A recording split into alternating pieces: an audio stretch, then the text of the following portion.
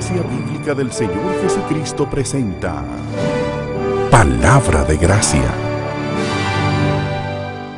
Mientras Hebreos 10:31 esté ahí, el evangelismo seguirá siendo uno de los actos más compasivos que nosotros podamos practicar. Mientras Hebreos 10:31 esté ahí, advertir a los que solamente profesan ser cristianos sin tener una vida que respalde esa profesión, aún dentro de las iglesias, será igualmente una de las obras más misericordiosas que nosotros podamos hacer. Porque horrenda cosa es caer en las manos de un Dios vivo. Y como yo les reportaba el miércoles pasado en nuestro culto de oración, el tema de la conferencia Together for the Gospel de este año fue el evangelismo. Y de alguna manera un predicador y otro traían sus temas coincidiendo en ese aspecto central. Pero me llamó poderosamente la atención la introducción del sermón de John MacArthur. Es un siervo de Dios que tiene más de 40 años predicando y escribiendo, y él decía que desde sus inicios se vio envuelto en un ministerio diferente de evangelismo, que por múltiples razones se ha visto en la necesidad de predicar y de escribir, evangelizando a los que dicen ser cristianos. Y ciertamente, desde que nosotros pasamos sus libros del Evangelio según Jesucristo, el Evangelio según los apóstoles, vemos ese fuerte énfasis en que las personas se examinen. Él ha predicado sermones tratando el texto de 2 Corintios 13:5, examinaos a vosotros mismos si estáis en la fe. Ha predicado todo el Nuevo Testamento y con mucho énfasis los evangelios y todas estas porciones en las que Cristo cuestionaba a aquellos que le estaban siguiendo sin realmente dar muestra de ser verdaderos discípulos. Porque tal como dice el apóstol Juan, no todos los que están realmente son. Y los que han salido de nosotros lo hicieron porque realmente no lo eran. Y el autor de Hebreos parece tener un ministerio similar. Este autor, cuando uno estudia esta epístola, uno puede observar su preocupación por el estado espiritual de sus lectores. El tema principal de la epístola, como hemos señalado ya, es Cristo. Y especialmente Cristo como el sacerdote que hizo el sacrificio perfecto para nuestra salvación y como el mediador del nuevo pacto. Y la relación que tengamos con Cristo es crucial con respecto al destino eterno de todos. Pero uno de los subtemas que él trata es el relacionado con la apostasía. La apostasía. Lo que sucederá con los que habiendo profesado fe en ese Cristo, luego lo menosprecian y regresan a una vida apartada de Jesús y sus mandamientos. Y es por eso que por momentos el autor va dirigiéndose a los verdaderos creyentes y él les dice: nosotros no somos de los que retroceden para perdición, sino de los que tienen fe para preservación del alma, versículo 39. O en el capítulo 6, versículo 9, cuando dice: en cuanto a vosotros, oh amados, estamos persuadidos de cosas mejores y que pertenecen a la salvación. Habla a los creyentes, pero en otras ocasiones vemos al autor dirigiéndose a un grupo que parecía estar al borde de la apostasía. ¿Y qué es lo que hace en la sección que leímos al inicio? Ya nosotros hemos visto varias advertencias en contra de la apostasía a lo largo de nuestros estudios en Hebreos. Y vimos en el capítulo 2 cuando el autor dice: es necesario que con más diligencia atendamos a las cosas que hemos oído, no sea que nos deslicemos. Dice: porque ¿cómo escaparemos nosotros si descuidamos una salvación tan grande? Y en esa ocasión decíamos que la negligencia espiritual es uno de los grandes causantes de la apostasía, la dejadez, la indiferencia con que tratamos nuestra vida espiritual y nos deslizamos, dice el autor. Poco a poco nos vamos alejando como un barco a la deriva. Vimos también acerca de esto en el capítulo 3. Cuando él dice en el versículo 12, mirad hermanos, que no haya en ninguno de vosotros corazón malo de incredulidad para apartarse del Dios vivo. para apartarse del Dios vivo. Antes, exhortaos los unos a los otros cada día, entre tanto que se dice hoy. En otras palabras, mientras hay vida y esperanza, mientras hay oportunidad, exhortémonos, porque no sabemos quién está en peligro. Dice, para que ninguno de vosotros se endurezca por el engaño del pecado. Porque somos hechos participantes de Cristo, con tal que retengamos firme hasta el fin nuestra confianza del principio. No hemos llegado hasta el fin. Hay que seguir perseverando hasta ese momento. Y en este contexto, el endurecimiento de corazón por causa del engaño del pecado es la causa de la apostasía. Si la negligencia lo fue en el capítulo 2, el endurecimiento de corazón por el engaño del pecado. Cuando somos engañados no nos estamos dando cuenta. Nadie dice, yo estoy siendo engañado, pero yo estoy dejándome engañar a propósito. No, somos engañados cuando no nos damos cuenta cómo es el asunto. Y el pecado engaña así. Y el efecto es que endurece el corazón. Eso es lo que está diciendo el autor. No nos damos cuenta. Y en ese contexto, el autor puso el ejemplo de los israelitas que no pudieron entrar a la tierra prometida y aclara en el versículo 19 que no pudieron hacerlo a causa de incredulidad. Eran el pueblo de Dios que vio tantos milagros y portentos, pero no entraron por incredulidad. Y los pone de ejemplo a los lectores de la epístola a los hebreos, del peligro de la incredulidad en nuestros corazones. Y luego hace una aclaración unos versículos más adelante, en el capítulo 4, versículo 6. Dice, aquellos a quienes primero se les anunció la buena nueva, no entraron ellos a causa de desobediencia. La desobediencia también causó sus estragos. Y los marcó de manera que no entraron a la tierra prometida. Y el autor también les cita ese ejemplo. Y dice, si oyereis hoy su voz, no endurezcáis vuestros corazones. El peligro del endurecimiento cardíaco. Luego estudiamos la advertencia que aparece en el capítulo 5, versículo 11 en adelante, hasta el 6, 8, que fue la última sección de advertencia que nosotros estudiamos. Y en esa sección el autor les dice que ellos se habían hecho tardos para oír. Tardos para oír. ¿Qué es eso? Cuando una persona se hace tarda para oír, en ese contexto estudiábamos que el problema de esos hermanos es que se quedaron sin progresar espiritualmente, no maduraron espiritualmente, no aprovechaban lo que ellos escuchaban. Y eso les llevó a estar en un letargo espiritual que el autor decía, cuidado, que eso puede ser muestra de un camino de apostasía. Y les advierte, y les dice por eso en el capítulo 6, vamos adelante a la perfección, vamos adelante a la madurez en el versículo 1. Porque una inmadurez predominante puede ser señal de que alguien no tiene vida espiritual en el Señor. Y luego por eso en el versículo 8 les dice que algunos son como plantas arrojadas al fuego y son quemados. Una ilustración del infierno. Estando junto con el grupo de los salvos, pero no eran salvos. Y se perderán. De manera que podemos ver cómo la advertencia en contra de la apostasía siempre va acompañada de un gran peligro existente. De un gran peligro. ¿Cómo escaparemos si descuidamos una salvación tan grande?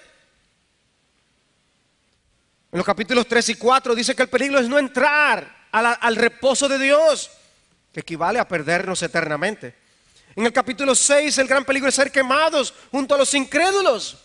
Y aquí en el capítulo 10 el peligro no puede ser descrito de una forma más horrenda. Donde la conclusión, la moraleja es, ten cuidado, ten mucho cuidado. Pablo supo decir a Timoteo, nada más y nada menos que a Timoteo, ten cuidado de ti mismo y de la doctrina.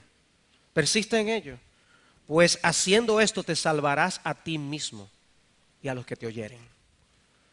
O sea, Pablo pudo advertir a Timoteo de que tuviera cuidado, de que no asumiera cosas, Timoteo. Cuida tu vida espiritual. Lo que está en juego es demasiado grande. Y tú tienes el cuidado de otras almas, Timoteo. Ten cuidado de ti mismo. Y más o menos algo así es lo que este autor de Hebreos está haciendo en el libro. Está diciendo, cuídense Cuídense, porque el maligno se ha llevado a unos cuantos ya. No seas tú el próximo. Y me uno, hago eco a las palabras de Ian Murray en uno de sus libros recientes, Santidad Evangélica. Dice, cuando las iglesias ignoran el peligro de la apostasía, con frecuencia es una señal de que la condición ya comenzó. Hermanos, siempre temblemos ante la palabra apostasía. La peor caída de Pedro sucedió cuando estaba más dispuesto a dar su vida por Cristo. Y ahí mismo cayó. Dice el versículo 26 y 27 en nuestro pasaje, porque si pecáremos voluntariamente, después de haber recibido con el conocimiento de la verdad, ya no queda más sacrificio por los pecados, sino una horrenda expectación de juicio y de hervor de fuego que ha de devorar a los adversarios. Otro autor tradujo esta sección diciendo, porque si pecamos a sabiendas después de haber recibido el pleno conocimiento de la verdad, ya no hay más sacrificio por el pecado. Lo único que nos queda es esperar aterrados el juicio y la ira ardiente que consumirá a los adversarios de Dios. El texto parece no estar hablando de cualquier pecado. Hay un sentido en el que todo pecado es voluntario. Si pecáramos voluntariamente, todo pecado es voluntario en un sentido. Nadie nos pone una pistola para que pequemos. Pero aquí se habla de pecados deliberados de rebeldía. Es el pecado de incrédulos, incrédulos que se creen creyentes, incrédulos enamorados de sus pecados, pero que profesan fe, que no se arrepienten de sus pecados, que no resisten y luchan contra el pecado, sino que se entregan a ellos. Y yo creo que el autor está tomando prestado en un lenguaje que aparece en el Antiguo Testamento para hablar acerca de una diferencia entre dos tipos de pecado. Y me refiero a Números capítulo 15, versículos 27 al 31. Allí en esa porción dice que si una persona pecare por yerro, ofrecerá una cabra de un año para expiación. Y luego da una serie de descripciones. Luego dice en el versículo 30, más la persona que hiciere algo con soberbia, así el natural como el extranjero, ultraja a Jehová. Esa persona será cortada de en medio de su pueblo, por cuanto tuvo en poco la palabra de Jehová y menospreció su mandamiento. Dice, enteramente será cortada esa persona, su iniquidad caerá sobre ella. O sea, es un texto que hace una fuerte diferencia entre dos tipos de pecados y dos tipos de forma de tratar con esos pecados.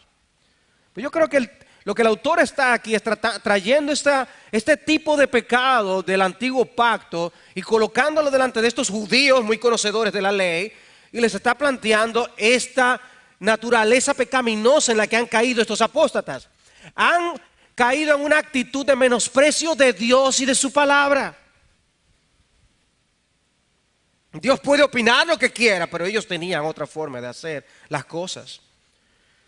Esta persona no tiene poco conocimiento de la verdad de Dios. Dice el texto que tiene un conocimiento profundo.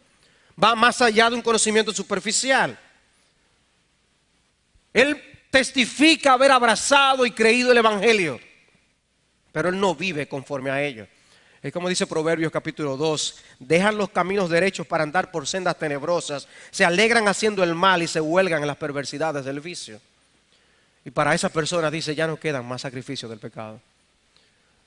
Lo que está diciendo no es que la sangre de Cristo no cubre cualquier tipo de pecado.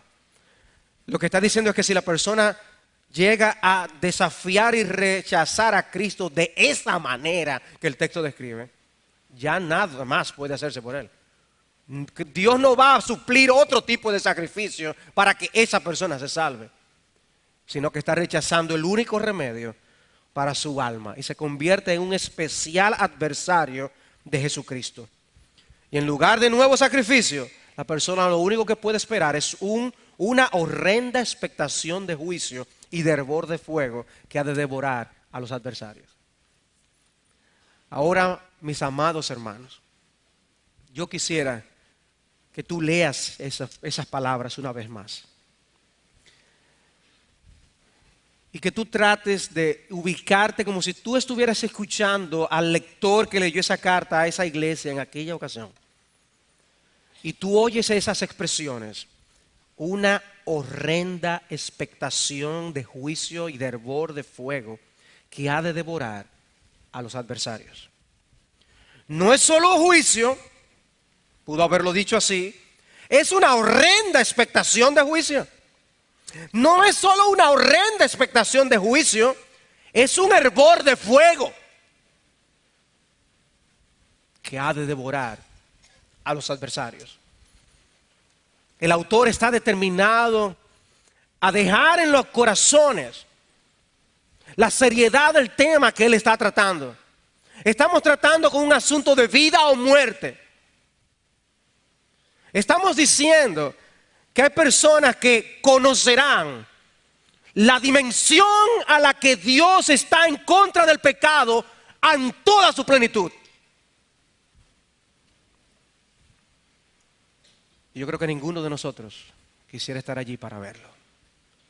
Aquello debe ser algo sencillamente horrendo. A nadie debe quedar en la duda con respecto al destino de esta persona que está hablando aquí. Ciertamente es una condenación eterna. Lo que la Biblia nos enseña acerca del infierno es claro, es obvio. Es un fuego eterno que nunca se apaga. Es un gusano que mantiene atacando la conciencia de la persona con respecto a su culpabilidad delante de Dios. Y nunca se calla. Pero lo que está describiendo aquí es algo todavía mucho peor. Personas que tuvieron un conocimiento diáfano, claro, del Evangelio. Y que rechazaron a Cristo, rechazaron a Dios, rechazaron su palabra. Vivieron como quisieron, aún ante la luz que habían recibido. Qué terrible es tornarse en adversarios de Dios. Porque de ellos es que está hablando el texto, que ha de devorar a los adversarios. Todo el que permanezca como un adversario de Dios sufrirá las consecuencias. Pero no tiene que ser así.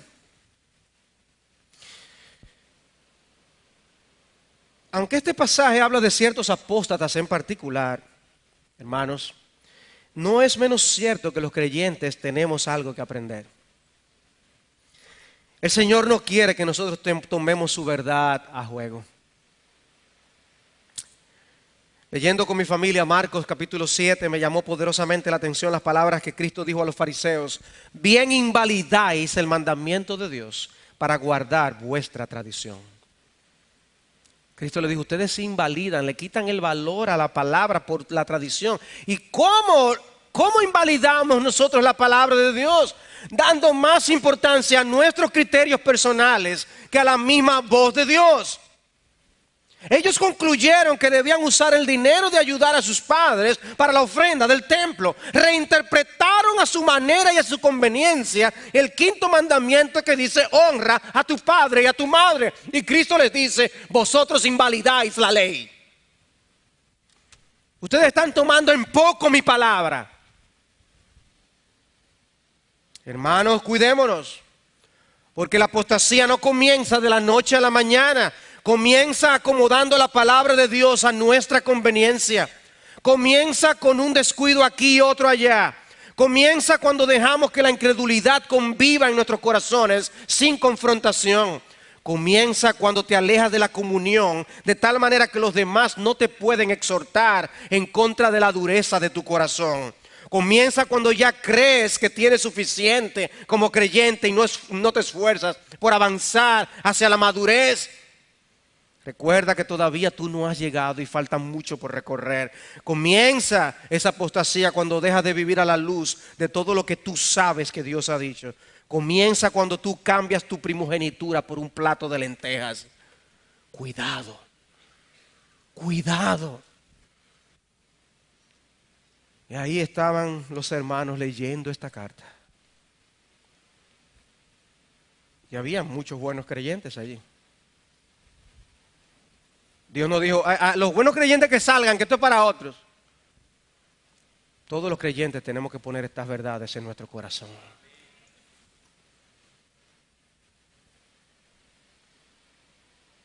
Todos tenían que escuchar esto. Hermanos, todos tenemos que escuchar esto.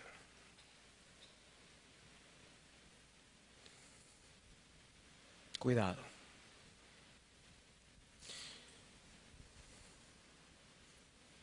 En el versículo 28, el autor vuelve a ilustrar la apostasía como lo ha hecho anteriormente, usando el Antiguo Testamento.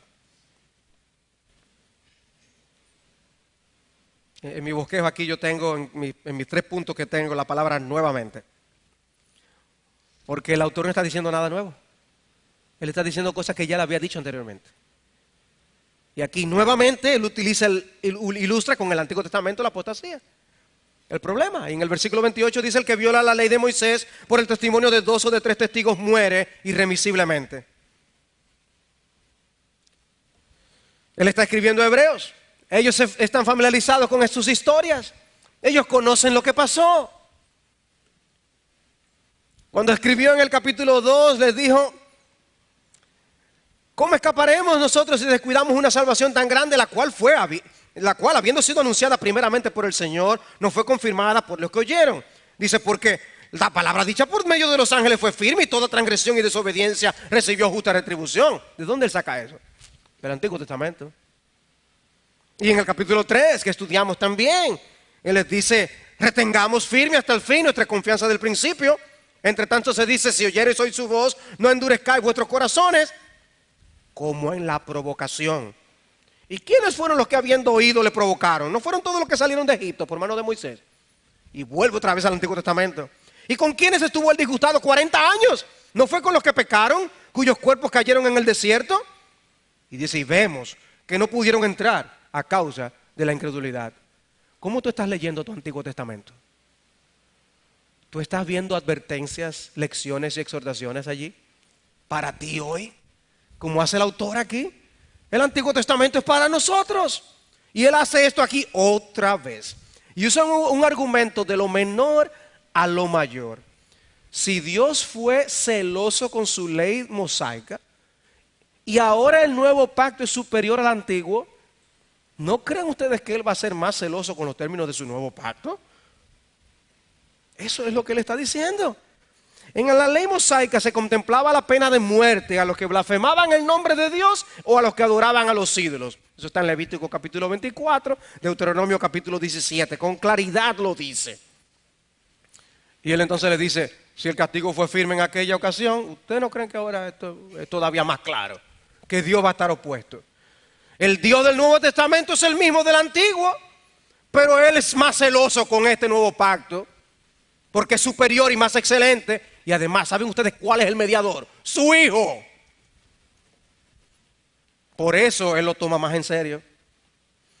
La gente a veces piensa que vivir en esta época nos permite conducirnos con un margen de descuido, de desobediencia y de rebeldía. Podemos tener cierta dejadez, como que si a Dios no le importara tanto la forma en que nosotros tratamos su palabra hoy. Podemos tener licencia para el descuido. Pero eso está muy lejos de la verdad. Si no, pregúntenle a Ananías y Zafira, o a aquellos que murieron por haber tomado la Santa Cena indignamente. No, Dios es el mismo. Y por eso trae este ejemplo. Pero con lo que nosotros tenemos que quedarnos en nuestra mente es con la verdad que pronuncian los últimos 3 versículos de nuestra sección. Y es lo que yo he llamado la naturaleza irremediable del castigo de los apóstatas nuevamente presentada. La naturaleza irremediable del castigo de los apóstatas nuevamente presentada. Dice el versículo 29: ¿cuánto mayor castigo pensáis que merecerá el que pisoteare al Hijo de Dios y tuviere por inmunda la sangre del pacto en la cual fue santificado e hiciera afrenta al Espíritu de gracia? Pues conocemos al que dijo: mía es la venganza, yo daré el pago, dice el Señor.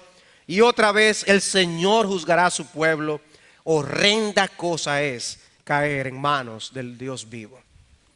Algunos toman la palabra santificado que aparece en el versículo 29 para decir: bueno, si esta persona es santificada, esta persona es creyente. A lo que nosotros respondemos: no necesariamente, porque la palabra santificado puede hablar de alguien que estaba considerado como del grupo de los verdaderamente santificados por los demás. Estaba como dentro de los separados del pecado, no estándolo realmente en su corazón. Pero si todavía alguno tiene inquietud con respecto al tema de si un verdadero creyente puede apostatar de la fe, yo les refiero al mensaje que predicamos sobre Hebreos capítulo 6, versículos 4 al 6, porque no podemos abundar más sobre esto. El punto es que la apostasía final de este individuo no hace otra cosa que mostrar que la atadura con el pueblo de Dios solo era algo superficial. Él no era un verdadero creyente. El punto del texto es la posición irremediable en la que se coloca este tipo de apóstata. El que comete este tipo de apostasía no tiene remedio. ¿Cómo escaparemos si descuidamos una salvación tan grande? ¿Cuál es la respuesta? No hay escapatoria. Por tanto, juré en mi ira, capítulo 3, no entrarán en mi reposo. Y capítulo 4 también. Repite varias veces esta expresión. Dios ha determinado que ese apóstata no será salvo. Luego en el capítulo 6 estudiamos cuando dice que es imposible renovarlo para arrepentimiento. Y ahora aquí con otras palabras está diciendo exactamente lo mismo. Horrenda expectación de juicio lo que le espera. La doctrina del infierno es horrorosa como se describe generalmente en las Escrituras. Por eso algunas personas no quieren imaginarse que eso es cierto. Eso debe ser algo figurativo de otra cosa, no sé. Prefieren no creer en el infierno. Pero no podemos borrarla sin afectar la autoridad del mismo Cristo que la enseñó. ¿Qué es lo que tenemos aquí, hermanos? Tenemos algo mucho peor. La Biblia enseña que hay grados de castigo y de condenación en el infierno. Nuestro Señor Jesucristo enseñó en Lucas capítulo 12, versículos 47 y 48, que al que sabe la voluntad de Dios y no la hace, esa persona recibirá mayor condenación. ¿Qué tipo de condenación entonces va a recibir una persona con este tipo de conocimiento que nos da este pasaje? Dios siempre es serio con sus advertencias. Dios no anda jugando ni tratando de causar impresiones. Dios castiga severamente los pecados en el Antiguo Testamento. Es lo que Él ha dicho, lo dijo en el versículo 28. Él mismo por su espíritu aquí ahora nos dice que el apóstata merece un castigo mayor. Lo que el apóstata ha hecho, él dice, es equivalente a pisotear bajo sus pies al Hijo de Dios. Hoy las personas se enardecen cuando ven que los nacionales de un país queman la bandera de otro país. O la pisotean y se indignan. Lo que aquí está diciendo Dios es, cuando una persona actúa de esta manera con el Evangelio, es equivalente a pisotear a Jesucristo. Yo creo que nosotros los cristianos a veces no nos enardecemos tanto cuando vemos a las personas que se oponen a Cristo, como los musulmanes cuando alguien dice algo en contra de Mahoma. Pero Dios es celoso con su nombre y celoso con su Hijo. Dice que ese tipo de pecado es como pisotear a su Hijo, pero no se queda ahí. Dice, es como tener por inmunda o en tener en poco la sangre del pacto. Lo que nosotros habíamos estudiado en los capítulos desde el 5 hasta el capítulo 10 es la importancia del sacrificio perfecto por la persona perfecta, nuestro Señor Jesucristo, y la sangre sin la cual no hay remisión de pecado. Dice que el que se conduce de esta manera es como está tomando por inmunda esa sangre, como si no fuera nada. Y más aún dice que equivale a ultrajar al Espíritu de gracia. ¿Y qué manera de describir al Espíritu para hacer el contraste? Precisamente el Espíritu de gracia. El que con su gracia rescata pecadores. El que por su gracia expone a pecadores a oír la verdad del Evangelio. Cuando alguien actúa de esta manera está ultrajando al Espíritu. Wow. Y el texto entonces dice, mía es la venganza, yo pagaré. Y el autor cita Deuteronomio 32-35, el pasaje que Jonathan Edwards utilizó para predicar su famoso sermón Pecadores en las manos de un Dios airado. Habla de un castigo preparado de antemano para los pecadores. Un lenguaje que la Biblia usa especialmente cuando Dios está involucrado en contra de las injusticias y persecuciones contra su pueblo, como en Isaías 57, 15 y 17, que dice que Dios se viste de ropas de venganza y de indignación cuando los justos los encarcelan por su justicia. Dice, Dios responde, Dios reacciona. Porque el día de la venganza está en mi corazón, dice Dios, y el año de mis redimidos ha llegado. Isaías 63, 4. Dice, yo voy a actuar. Nahum 1, 2, Jehová es Dios celoso y vengador. Jehová es vengador y lleno de indignación. Se venga de sus adversarios y guarda enojo para sus enemigos. Ese es el Dios del Antiguo Testamento. Qué bueno que estamos en otra época. Romanos 12, 19. No os venguéis vosotros mismos, amados míos, sino dejad lugar a la ira de Dios, porque escrito está, mía es la venganza, yo pagaré, dice el Señor. En el Nuevo Testamento. Y el texto que estamos estudiando, ¿dónde que está? En el Nuevo Testamento, ¿no es así? Dios traerá la justicia esperada por los suyos. El mal no tendrá la última palabra. Y lo que Dios está diciendo en el versículo 30 es Dios señalando a esa persona que se ha atrevido a cometer ese tipo de apostasía. Luego de exhibir a esta persona y decir lo que ha hecho, la forma como ha tratado el Evangelio y a Jesús, cómo ha tratado la sangre y al Espíritu Santo, es como si Dios el Padre les dijera, a ese déjenmelo a mí. Yo me encargaré de ese. Ese es mío. Mía es la venganza. Yo pagaré personalmente. Hermanos, nunca había visto este pasaje con estos ojos. Eso es lo que ese texto está diciendo. Mía es la venganza, yo daré el pago. El Señor juzgará a su pueblo. Horrenda cosa es caer en manos del Dios vivo. Es horrendo. Yo sabía desde el principio. Yo oraba esta tarde en mi oficina y decía, Señor, yo sé que yo no puedo hacer justicia a este texto. Es imposible hacer justicia a este texto. Pero hermanos, si nosotros tan solo asimilamos un poco de lo que este texto nos dice, nosotros vamos a aprender mucho. Hermanos, este texto nos enseña muchas lecciones, incluyendo el hecho de que nosotros no somos cristianos por tener la cabeza llena de verdades, ni de teología, ni de libros. No importa si tenemos un conocimiento profundo de la verdad, si vivimos en contra de la luz que hemos recibido de Dios, si tomamos las decisiones para vivir nuestra vida como nosotros queramos. Una cosa es lo que oímos aquí, oímos en centenares de libros, estudios, grupos de mujeres, grupos pequeños. No es tener la cabeza llena. En mi corazón he guardado tus dichos para no pecar contra ti. Un pasaje como este debe ayudarnos a pensarlo 2 veces antes de pecar. La próxima vez que tú seas tentado. Y a mí lo que me pasó por la mente eran momentos de tentación. Cuando ya yo había pecado.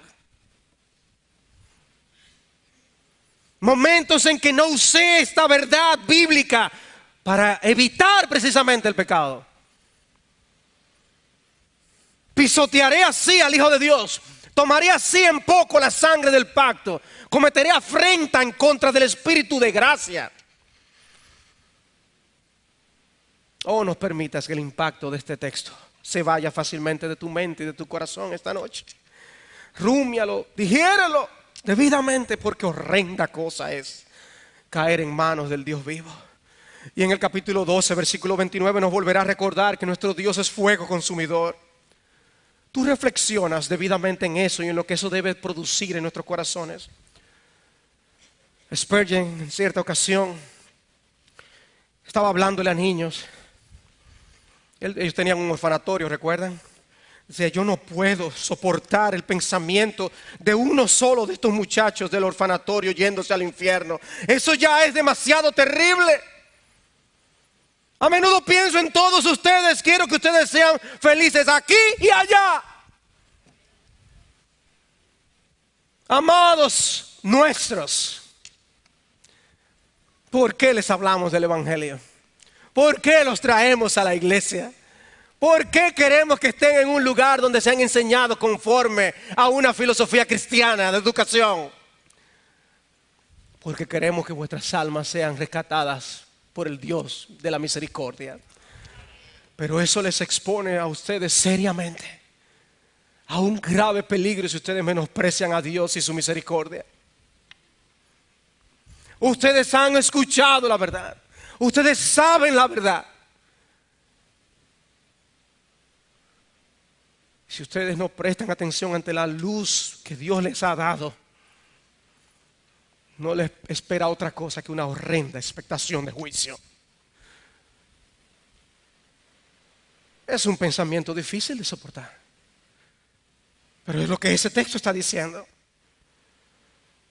Que no te pase a ti, como le llegó a pasar a aquel ateo, que luego estaba rogándole a las personas. Un ateo, él escribió libros contra el Evangelio. Y luego en el lecho de muerte estaba diciendo: oh, yo quisiera recoger mis libros por todo el daño que yo he hecho con ellos. Oh Dios de misericordia, hay un Dios en verdad. Él no sabía si había un Dios al final de su vida.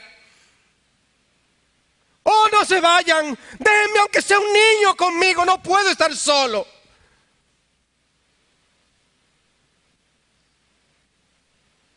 Sin Dios, sin esperanza en el mundo y con temor por lo que le esperaba.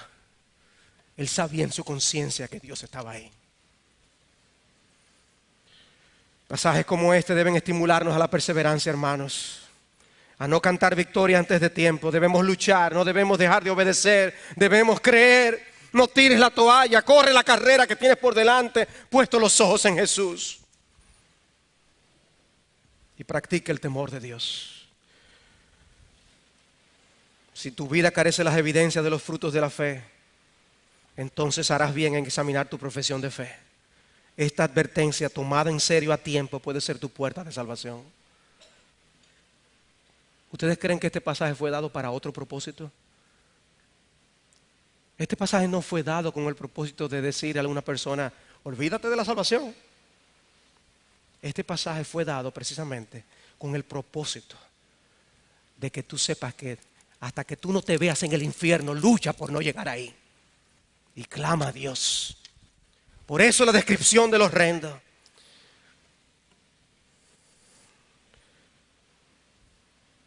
¿Y por qué una descripción tan horrenda? Para que tú puedas apreciar la gloria de la cruz. Si tú vas a apreciar la gloria de la salvación, tienes que ver el infierno del que hemos sido rescatados. Entender cuán horrendo es caer en las manos de un Dios vivo puede ser precisamente lo que tú necesitas para hacerte mirar a la cruz de Cristo como tú debes. Y como Moisés levantó la serpiente en el desierto, así es necesario que el Hijo del Hombre sea levantado, para que todo aquel que en Él cree no se pierda, mas tenga vida eterna.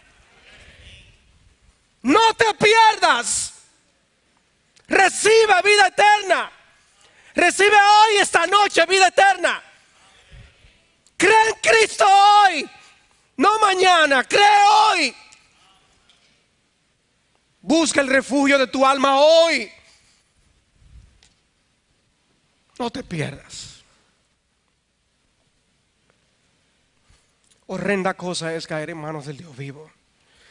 Pero qué bendición es caer en las manos del Dios vivo cuando lo haces a través de Jesucristo su Hijo.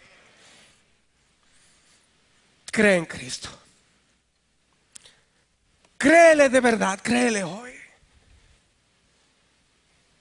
Y hoy pasarás de muerte a vida. Y hoy mismo Dios pondrá esperanza en tu corazón.